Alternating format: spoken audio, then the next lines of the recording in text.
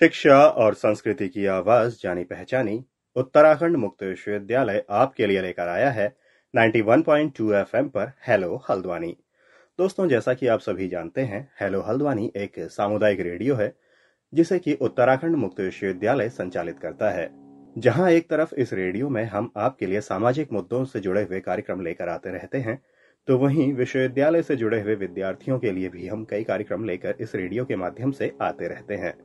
आज ऐसे ही एक कार्यक्रम के सिलसिले में हमारे साथ मौजूद हैं प्रोफेसर विनय कुमार पांडे, जो कि काशी हिंदू विश्वविद्यालय के ज्योतिष विभाग से जुड़े हुए हैं और इसके अलावा BHU यानी कि बनारस हिंदू यूनिवर्सिटी के हेड भी रहे हैं और इसके अलावा भारत के कई विश्वविद्यालयों के एग्जीक्यूटिव और एकेडमिक काउंसिल और बोर्ड ऑफ स्टडी के मेंबर ये रहे हैं और साथ ही UGC की कई कमेटियों के मेंबर भी ये रहे हैं। और इसके अलावा ज्योतिष के सबसे कम उम्र के प्रोफेसर आप रहे हैं और साथ ही राष्ट्रपति, प्रधानमंत्री और गृह मंत्री पुरस्कारों समेत अन्य कई पुरस्कारों से आप सम्मानित रहे हैं।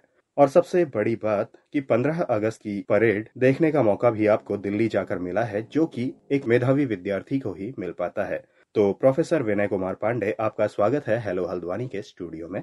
धन्यवाद अनिल जी। तो हम बात करेंगे आज ज्योतिष, शिक्षा और समाज के बारे में कि हम देखते हैं ज्योतिष अगर आज के दौर में समाज के बीच में कई बार कई लोगों को ज्योतिष पर विश्वास भी रहता है और कई लोगों को ज्योतिष पर विश्वास नहीं भी होता है। तो ये क्यों, या फिर इसके पीछे क्या खास वजह आप देखते हैं और किस तरह से ज्योतिष पर विश्वास बनाया जा सकता है? देखिए, सबसे बड़ी बात तो ये है कि हमें सबसे पहले जान लेना चाहिए कि ज्योतिष है क्या। क्योंकि किसी भी वस्तु को, किसी भी विषय को अगर ठीक से जानेंगे नहीं तो उसके विषय में भ्रम तो स्वाभाविक है। तो इसीलिए ज्योतिष को जानने के लिए हमें यह अतीत में चलना होगा कि आज से अगर 2000 वर्ष पहले हम जाएंगे, अपने इतिहास को देखेंगे, तो दो ही विज्ञान हुआ करते थे।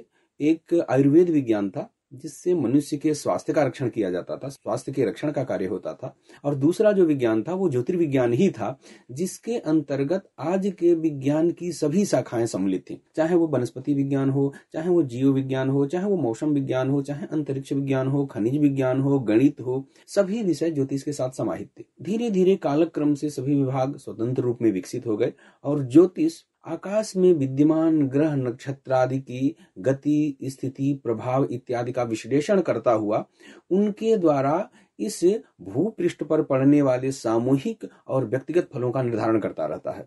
कुछ लोगों ने ज्योतिष का नाम लेकर के अन्य जो विधाएं हैं, जैसे तांत्रिक प्रयोग, सिद्धियां और इस तरह की बातों को भी ज्योतिष का नाम लेकर के और समाज में प्रसारित किया, जिससे ज्योतिष को लेकर के समाज में अनेक प्रकार के भ्रम की स्थितियां उत्पन्न हो गई।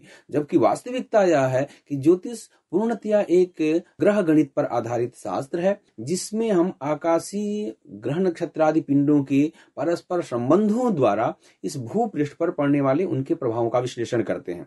लेकिन ये हमारे देश का दुर्भाग्य है कि इसे पूर्णतया उस रूप में प्रतिष्ठापित नहीं किया गया और लोग इसका दुष्प्रचार करते रहते हैं। जबकि ज्योतिष में भ्रम की ऐसी कोई भी बातें नहीं है। जहां भी ज्योतिष की अर्हता की बात होती है, ज्योतिष के स्वरूप की बात होती है, वहां तो जितने भी सिद्धि का प्रदर्शन करने वाले, तांत्रिक प्रयोग करने वाले, स्मशान सिद्धि करने वाले और जहां कहीं भी फलादेश करने वाले लोगों की बहुत निंदा की गई है। तो ज्योतिष का जो वास्तविक स्वरूप है, इससे परिचित होना चाहिए और किसी वास्तविक ज्योतिष के पास जाकर के ही हम लोगों को इसका परामर्श लेना चाहिए।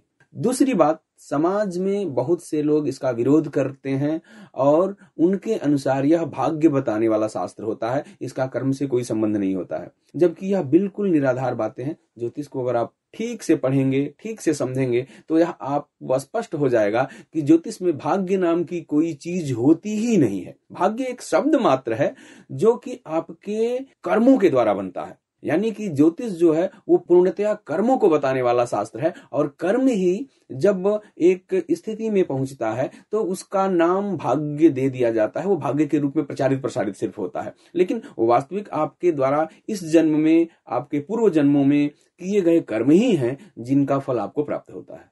तो कुल मिला के आपने जिस तरह से अगर ज्योतिष को हमारे सामने रखा, ये कहा जा सकता है कि ग्रह नक्षत्रों द्वारा धरती या फिर समाज पर जो प्रभाव पड़ता है, समाज में सभी जीवधारी शामिल हैं, इवन वनस्पति और मनुष्य भी उसमें शामिल हैं, तो उन पर जो ग्रह नक्षत्रों का प्रभाव पड़ता है, इसके अध्ययन करने वाले विज्ञान को ज्योतिर्विज्ञान कहा जा सकता है। निश्चित ही इसीलिए इसका जो 3 विभाग है, एक जो है वो सिद्धांत कहते हैं जिसको हम लोग, दूसरा जो पार्ट है वो संहिता है, तीसरा जो है वो हो रहा है। तो जो संहिता है, सिद्धांत भाग है, वह पूर्णतः एस्ट्रोनॉमी है। उसमें हम आकाश, अंतरिक्ष, भूगर्भ और पृथ्वी के सापेक्ष इनके परस्पर अध्ययन की बात करते हैं। और सबसे मजे की बात यह है कि समाज में बहुत सारी ऐसी अवधारणाएं हैं, बहुत सारे ऐसे वैज्ञानिक तथ्य हैं जिनको हमारे ज्योतिष के आचार्यों ने ही प्रतिपादित किया है। जैसे भूमि के आकर्षण शक्ति का सिद्धांत की बात कर लीजिए, इसका श्रेय न्यूटन के पास है, लेकिन इसके बहुत पहले भास्कराचार्य ने अपने सिद्धांत शिरोमणि नामक ग्रंथ में स्पष्टतया इसका उल्लेख करते हुए कहा था कि आकृष्ट शक्ति महीतयायत खस्थम गुरुम स्वाभिमुखम स्वशक्त्या, अर्थात पृथ्वी किसी भी भारी पदार्थ को ऊपर फेंके गए को अपनी तरफ आकृष्ट कर लेती है। इसके अतिरिक्त जो परिधि और व्यास का सूक्ष्मतम संबंध है, वो पृथ्वी का गोलत्व निर्धारण इत्यादि ऐसे विषय हैं जो ज्योतिष शास्त्र में बहुत पहले से समाहित हैं। ग्रहण की बात कर लीजिए, ग्रहण की गणना जब पूरे विश्व को कुछ पता भी नहीं था, उस समय भी हमारे ज्योतिष शास्त्र के द्वारा ग्रहण की गणनाएं बहुत सूक्ष्मतया हो जाती थी। और बहुत दिनों की बातों को हम छोड़ दें, अभी वर्तमान परिप्रेक्ष्य में भी अगर हम लोग नजर डालें और वर्तमान परिप्रेक्ष्य को भी देखें, तो दुनिया का ऐसा कोई भी विज्ञान नहीं है, चाहे वो नासा को रख लीजिए या कोई भी ऐसा जो अंतरिक्ष की खोज करने वाली जो संस्थाएं हैं, वैश्विक संस्थाएं, उनके पास कोई भी ऐसा साधन या कोई भी ऐसा गणितीय सिद्धांत नहीं है कि उनके पास्ट डेटा को अगर उनसे अलग कर दिया जाए, उनके कंप्यूटर को और उनकी जो हिस्ट्री है उनको अलग कर दिया जाए, तो आज की प्लानिटरी पोजीशन, ग्रहीय स्थितियों को कैलकुलेट करके गणित के द्वारा प्रदर्शित कर दें। लेकिन आजकल हमारे यहाँ जो पाठ्यक्रम संचालित होते हैं, ग्रेजुएट स्तर का भी अगर बच्चा अगर ज्योतिष को ठीक से पढ़ा है, तो उसको एक पेपर और एक पेन दे दीजिए और वह आराम से आधे घंटे, 1 घंटे में स्पष्ट सूर्य, चंद्रमा, मंगल, बुध इत्यादि गणना करके आपको बता देगा कि इस राशि पे आज सूर्य होगा, इस राशि पे चंद्रमा होगा, इस राशि पे मंगल होगा। हाँ, कालांतर जन्य प्रभाव से उसमें कहीं अंश, मैक्सिमम अंश तक की कहीं कला विकलाओं का थोड़ा सा अंतर आता है, जिस एरर को ठीक करने के लिए हमारे यहाँ बीज संस्कार की बातें की गई हैं। तो निश्चित ही ये जो स्वरूप है इसका पूर्णतया वैज्ञानिक है। तो कुल मिला के अगर देखा जाए तो ज्योतिष के अध्ययन के लिए हमें गणितीय ज्ञान और विज्ञान के ज्ञान की जरूरत होती है। और अगर बात की जाए ज्योतिष और शिक्षा की, तो शिक्षा को किस तरह से ज्योतिष प्रभावित करती है, या फिर शिक्षा में ज्योतिष का क्या महत्व हम आज के दौर में देख सकते हैं? देखिए, निश्चित ही यह बहुत ही महत्वपूर्ण प्रश्न है। एक तो ज्योतिष जो है वो शिक्षा के जैसे अन्य विषय हैं वैसे ही एक विषय है। जितने भी अपने परंपरागत विषय हैं, जिसमें व्याकरण है, साहित्य है, वेद है, पुराण है, दर्शन है, मीमांसा है, धर्मशास्त्र है, वैसे ही ज्योतिष भी एक विषय है। और वर्तमान परिप्रेक्ष्य में ज्योतिष का अध्ययन करके 2-3 चीजें स्पष्ट हो जाएंगी। एक तो अपने भारतीय ज्ञान पद्धति को, भारतीय ज्ञान गंभीरता को आप पहचान सकेंगे, अपने भारतीय ज्ञान वैभव से परिचित हो सकेंगे कि आज से 2000-3000 वर्ष पहले भी हमारा विज्ञान कितना उन्नत था। क्योंकि वैज्ञानिक पृष्ठभूमि जो है वही ज्योतिष शास्त्र का आधार है। क्योंकि अगर गणित नहीं आपको पता है, अगर एस्ट्रोनॉमी नहीं पता है, अगर एस्ट्रोफिजिक्स आपको नहीं पता है, तो ज्योतिष शास्त्र के वास्तविक सिद्धांतों को आप ठीक से समझ नहीं सकते। दूसरा, ज्योतिष को पढ़ने के बाद बहुत सारे ऐसे विषय हैं जिस क्षेत्र में काम कर सकते हैं, जैसे कि मौसम विज्ञान का क्षेत्र है, जो हमारे यहाँ भूकंप इत्यादि होते हैं, या प्राकृतिकोत्पात होते हैं, या वृक्षायुर्वेद है जिसमें वनस्पतियों की बात है, दकारगल है जिसमें जल को शुद्ध करने की, जल प्राप्ति के कारणों का विवेचन किया गया है। तो इन सभी विषयों का अध्ययन हम ठीक ठीक कर सकते हैं। जो जैविक खेती की बात आजकल चल रही है, पूरे विश्व में हंगामा मचा हुआ है कि हम लोग पुनः जैविक खेती की तरफ लौटें। इस जैविक खेती की अत्यंत उत्कृष्ट विधाएं हमारे यहाँ संहिता स्कंधों में वर्णित हैं, ज्योतिष शास्त्र में वर्णित हैं। और मौसम विज्ञान के साथ हम लोगों ने बहुत सारे अध्ययन भी किए हैं। मैं आपको एक बात बता दूं कि हमारे यहाँ काशी हिंदू विश्वविद्यालय में मौसम विज्ञान के साथ बैठ करके वर्षा के विषय में एक शोध छात्र ने रिसर्च किया, और बड़ी मजेदार तथ्य हम लोगों के सामने आया कि जो मौसम विज्ञान के द्वारा की गई वर्षा की भविष्यवाणी है, उसकी तुलना में ज्योतिष शास्त्र द्वारा की गई वर्षा की भविष्यवाणियां बहुत ज्यादा सही थी। उनका प्रतिशत जो था वो करीब 10-12% अधिक था। तो निश्चित ही हम लोग इस तंत्र मंत्र जादू टोना रूपी ज्योतिष शास्त्र से निकल करके अगर ज्योतिष शास्त्र के वास्तविक स्वरूप को पहचाने, जो ज्योतिष वास्तव में है, और उसका एक वैज्ञानिक विधि से अध्ययन करें, वर्तमान सरकार भी उस पर बहुत अच्छा ध्यान दे रही है, तो निश्चित ही समाज को बिल्कुल ही चमत्कृत करने वाला तथ्य हमारे सामने आएगा। ज्योतिष के अध्ययन के बाद हम मौसम विज्ञान के बारे में या फिर आपदा प्रबंधन के क्षेत्र में अपने भविष्य को देख सकते हैं, और इसके अलावा भविष्य के लिए क्या संभावनाएं ज्योतिर्विज्ञान में मौजूद हैं? देखिए, एक तो सबसे बड़ी बात है आपदा प्रबंधन, जैसे बताया हमने, मौसम विज्ञान बताया, और जैविक खेती के क्षेत्र में भी। इसके अतिरिक्त समाज में जो एक हमारा जो सत्य सनातन धर्म है, धर्म प्राण राष्ट्र है, और धर्म प्राण राष्ट्र की जितनी भी धार्मिक व्यवस्थाएं हैं वह सब काल के अधीन है, समय के अधीन है। जैसे कि कब कौन सा व्रत पड़ेगा, कब कौन से संस्कार होंगे, कब विवाह होगा, कब यज्ञ किराए जाएंगे, तो इन सब से संबंधित काल का जो निर्धारण है, जिसको हम लोग पौरोहित्य के नाम से समाज में जानते हैं, वो इसका एक बहुत बड़ा विस्तृत क्षेत्र हो सकता है। और केवल भारत में ही नहीं, पूरे विश्व में हमारे पास उतने विज्ञ सुविज्ञ ज्योतिषी नहीं है जितना प्रतिवर्ष दूसरे देशों से डिमांड आ रही है, जो लोगों की मांग है। क्योंकि हम अपने ज्ञान विज्ञान को उपेक्षित कर रहे हैं, लेकिन पूरा विश्व जो हमारा वास्तविक ज्ञान विज्ञान है, जो प्रकृति सम्मत ज्ञान विज्ञान है, जिससे प्रकृति में कोई अपचार नहीं होना है, प्रकृति में कोई दोष उत्पन्न नहीं होना है, उस ज्ञान विज्ञान की तरफ आकर्षित हो रही है। क्योंकि भौतिक उन्नति तो विश्व ने बहुत कर ली, लेकिन उनके पास शांति नहीं है, उनके पास समृद्धि शांतिपूर्ण नहीं है, उनके पास परिवार का विघटन है।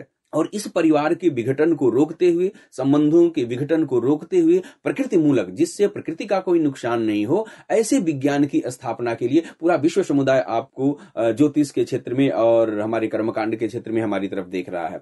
इसके अतिरिक्त कैरियर काउंसलिंग एक बहुत बड़ा प्रश्न है। जैसे कि हम लोग अपने बच्चों को, कोई IAS PCS बनाना चाहता है जन्म लेते ही, और कोई डॉक्टर इंजीनियर का ख्वाब देखता है, लेकिन बहुत बार ऐसा होता है कि माता पिता अपनी संभावनाओं को अपने बच्चे पे थोप देते हैं, और बच्चे बड़ा होकर के उनकी अपेक्षाओं के अनुरूप बन नहीं पाते, और उनकी जो मूल प्रकृति है वो माता पिता की इच्छाओं के कारण दबी रह जाती है। तो ऐसी स्थिति में प्रतिदिन हम लोगों के पास ऐसी कुंडलियां आती हैं, जिसके द्वारा हम जन्म काल में जो उनकी ग्रह की स्थितियां हैं, उन स्थितियों को देख करके और स्पष्टतया यह निर्धारण किया जा सकता है कि जीवन के किस क्षेत्र में यह सफलता प्राप्त करेगा। तो जीवन के सफलता का मार्ग प्रशस्त करता है, और अगर उसको देख करके जिधर उसकी स्वाभाविक प्रवृत्ति है, उस प्रवृत्ति के अनुसार उस विषय में अगर उसका नामांकन कराया जाए, तो जीवन में वह सफलतम व्यक्ति बनेगा। दूसरा, एक मेडिकल एस्ट्रोलॉजी का बहुत क्षेत्र इस समय उपयुक्त है, और बहुत विश्वविद्यालयों में कार्य चल रहे हैं, जिसमें हम जन्म के समय में विद्यमान जो ग्रह नक्षत्र आदियों की स्थिति है, जो उत्पन्न योग हैं, उन योगों के द्वारा हम आगमन काल से बहुत पहले ही रोगों का परिज्ञान कर सकते हैं। जितने भी गंभीर रोग हैं, चाहे वो हृदय रोग हो, चाहे वो अस्थमा रोग हो, या उदर रोग हो, या कैंसर जैसे रोगों का भी परिज्ञान हम लोग बहुत ही सूक्ष्मता से कुंडली का अध्ययन करके बहुत पहले कर सकते हैं। अगर इन योगों की संभावना है, इन रोगों के उत्पन्न होने की संभावना दिखती है, तो हम उतना प्रिकॉशन लेकर के, उतना योगाभ्यास करके, अपने जीवन को संयमित करके, आहार विहार को संयमित करके हम उन रोगों को नियंत्रित कर सकते हैं, उन पे काबू पा सकते हैं। तो ये बहुत सारे क्षेत्र हैं। अभी धर्मगुरु का क्षेत्र है, वहां भी अपार संभावनाएं हैं। शिक्षा के क्षेत्र में भी आप अध्यापक बन सकते हैं, और नहीं कुछ है तो आप एक अच्छे ज्योतिषी बनकर के समाज को लाभान्वित कर सकते हैं, समाज में अपनी जीविका की व्यवस्था आप कर सकते हैं। जैसे आपने बात की, समाज के लिए ज्योतिष अपने आप में काफी हद तक मददगार साबित हो सकती है, और कैरियर के बारे में आपने काफी हद तक बात हमें बता दी। तो समाज के लिए ज्योतिष किस तरह से लाभदायक हो सकती है, या फिर किस तरह से ज्योतिष समाज को प्रभावित कर सकती है? देखिए, समाज का हर एक भाग ज्योतिष के द्वारा प्रभावित होता है, लेकिन मैं कुछ ज्वलंत उदाहरण आपके दूं। आजकल पूरा जो समाज है वो आतंकवाद, भ्रष्टाचार, बेईमानस्यता और एक जो मानवीय जो मूल्य है, मानवीय जो गुण है, ये निरंतर इसका ह्रास होता जा रहा है। संबंधों का बिखराव होता जा रहा है, नैतिक मूल्य सबके पास कम होते जा रहे हैं। ऐसी स्थिति में ज्योतिष शास्त्र के द्वारा जो बताए गए शुभ काल हैं, उन शुभ कालों के अनुसार षोडश कर्म संपादित करते हुए, काल की व्यवस्था को देखते हुए, मणि मंत्र औषधि के उपचारों को ग्रहण करते हुए, हम अगर किसी बच्चे का जन्म कराएं और बच्चों में वह संस्कार दें, तो हमें लगता है कि पूरे देश में कोई भी ऐसा बच्चा उत्पन्न नहीं होगा जिसकी मनः स्थिति अनुकूल न हो, जो भ्रष्टाचार में लिप्त हो, जिसके नैतिक मूल्य नहीं हो, जो आतंकवाद की तरफ प्रवृत्त हो जाए। क्योंकि वही उनकी तरफ अग्रसरित प्रभावित होता है जिनके अपने माता पिता के द्वारा उनके संस्कारों को ठीक से नहीं कराया गया होता है। तो ज्योतिष शास्त्र के द्वारा जो काल विवेचित है, ज्योतिष शास्त्र के द्वारा जो संस्कारों के जो संबंध बताए गए हैं, जो हमारे सनातन धर्म के अंग हैं, उन सनातन धर्म के अंगों के द्वारा ज्योतिष के द्वारा बताए गए उपयुक्त काल में, ये मेरा दावा है आज के परिप्रेक्ष्य में भी, आप 16 संस्कारों से संस्कृत बच्चों को करिए, जन्म से लेकर के, और उनके जितने भी संस्कार हैं सबको करते जाइए। अगर एक भी बच्चा निश्चित रूप में न तो वो बेईमान बनेगा, न तो वो आतंकवादी बनेगा, न तो भ्रष्टाचारी बनेगा, और न ही वृद्धावस्था में अपने माता पिता को अपने घर से बाहर निकालेगा, न तो संपत्ति के लिए अपने भाइयों से बहुत युद्ध करेगा, न तो एक पत्नी को छोड़ करके दूसरी पत्नी के पास जाएगा, एक पत्नी के रहते हुए दूसरी पत्नी को लेकर के आएगा। ये जो सामाजिक संरचना है जो भारतीय संस्कृति की, भारतीय सभ्यता की, उनको अगर संरक्षित करना है तो हमें ज्योतिष के शरण में जाना पड़ेगा, और निश्चित ही ज्योतिष हमारे समाज को पुनः वैसा ही आदर्शवादी समाज बना देगा। जैसे आपने बात की ज्योतिष किस तरह से हमारे समाज को प्रभावित करती है, तो काफी हद तक हमारे जो श्रोता हैं वो समझ चुके होंगे कि ज्योतिर्विज्ञान अपने आप में काफी लाभदायक है। लेकिन अब जैसे हम बात करते हैं कि हम अभी बात कर रहे हैं एक मुक्त और दूरस्थ शिक्षा संस्थान में बैठ करके, तो किस तरह से मुक्त और दूरस्थ शिक्षा संस्थान में ज्योतिर्विज्ञान की शिक्षा दी जा सकती है, क्योंकि ज्योतिर्विज्ञान की जो पढ़ाई है या फिर ज्योतिर्विज्ञान का जो अध्ययन है वो अपने आप में पारंपरिक अध्ययन है, काफी हद तक बहुत गहन अध्ययन इसके लिए करना होता है। तो किस तरह से मुक्त और दूरस्थ शिक्षा प्रणाली में ज्योतिर्विज्ञान पढ़ाई जा सकती है? निश्चित, बहुत ही अच्छा प्रश्न अनिल जी। देखिए, ज्योतिर्विज्ञान जो है, ज्योतिष जो शास्त्र है, वह प्रायोगिक शास्त्र है, क्योंकि इसमें थ्योरी के साथ साथ प्रैक्टिकल प्रयोग की भी आवश्यकता होती है। और हमें वैसे तो थ्योरी के लिए एक जो सामान्य अध्ययन है, उस अध्ययन के लिए जैसे कि हम लोग जिस चैनल से जुड़ करके बात कर रहे हैं, उत्तराखंड मुक्त विश्वविद्यालय, इस विश्वविद्यालय ने भी certificate course, diploma course, UG course, PG course और यहाँ तक कि पीएचडी तक का कार्यक्रम संचालित कर रखा है। इसके अतिरिक्त भी बहुत सारे ऐसे मुक्त विश्वविद्यालय हैं जहां पर इस तरह के कार्यक्रम संचालित होते हैं। लेकिन बीच बीच में इन संस्थाओं के द्वारा बच्चों को बुला करके प्रायोगिक शिक्षा भी दी जाती है। तो निश्चित ही हमारा उनसे निवेदन है कि वे लोग जब भी उनको कॉलेज में, उनके विश्वविद्यालय की तरफ से उनको क्लास करने के लिए, प्रायोगिक शिक्षा के लिए बुलाया जाए, तो वो 1 हफ्ते 10 दिन 15 दिन की प्रायोगिक शिक्षा जरूर आकर के ग्रहण करें। क्योंकि केवल वह पत्राचार के माध्यम से ज्योतिष को पढ़ तो लेंगे, लेकिन उनका प्रयोग कैसे करना है इसको ठीक से नहीं समझ पाएंगे। तो इसके लिए उनको निश्चित ही विश्वविद्यालय द्वारा जब भी बुलाया जाए तो उन्हें आना चाहिए और आकर के उन कक्षाओं को लेना चाहिए, उनके प्रायोगिक चीजों को देखना चाहिए। और इसके अतिरिक्त वो व्यक्तिगत तौर पे भी संपर्क करके यहाँ के आचार्यों से, बहुत सारे आचार्य नियुक्त हैं, बहुत सारे अध्यापक नियुक्त हैं, उनसे अपनी शंकाओं का समाधान करते हुए जीवन में इसका प्रायोगिक स्वरूप लेना चाहिए। प्रोफेसर विनय कुमार पांडे, आपने हमारे और जो हमारे श्रोता हैं उनकी काफी सारी शंकाओं का समाधान कर दिया और खास तौर पर हमें ये बता दिया कि जो ज्योतिर्विज्ञान है वो किसी धर्म विशेष तक सीमित नहीं है या फिर तंत्र मंत्र नहीं है। इन सब चीजों से आगे बढ़कर पूरी मानव जाति के लिए या पूरे समाज के लिए या फिर पूरी इस धरा के लिए लाभदायक है और काफी हद तक वो हमें सकारात्मक परिणाम देता है। इसके अलावा अगर कोई और बात आप अपने इस बातचीत के दौरान रखना चाहें या फिर हमारे श्रोताओं के सामने रखना चाहें तो आपका स्वागत है। निश्चित ही, जैसा आपने धर्म की बात की, तो देखिए मुस्लिम धर्म जो है, मुस्लिम धर्म में बहुत ज्योतिष पे काम हुआ है। बौद्धों के यहाँ भोट ज्योतिष के नाम से ज्योतिष पे बहुत सारा काम हुआ है। क्रिश्चियन कम्युनिटी में भी ज्योतिष पे बहुत सारा काम हुआ है। और हमारा सनातन धर्म तो ज्योतिष शास्त्र का मूल है ही, क्योंकि ज्योतिष शास्त्र से ही सब प्रभावित हुए हैं।